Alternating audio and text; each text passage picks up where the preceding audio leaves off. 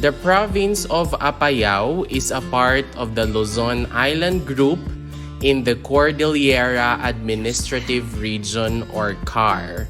It is composed of 0 cities, 7 municipalities, and 133 barangays. The following are the 7 municipalities comprising the province of Apayao. We have the municipality of Calanasan, which is composed of 18 barangays. The municipality of Coner, which is composed of 21 barangays. The municipality of Flora, which is composed of 16 barangays.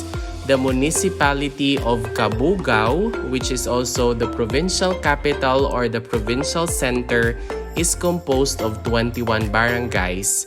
The municipality of Luna is composed of 22 barangays. The municipality of Bodol is composed of 22 barangays. And the municipality of Santa Marcela, which is composed of 13 barangays.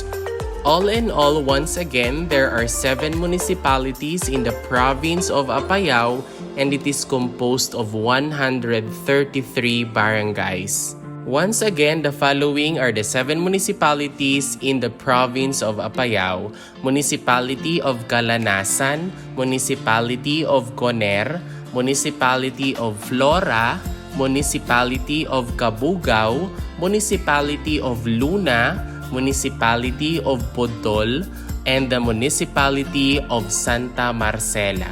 And that is all about some things which you need to know about the province of Apayao.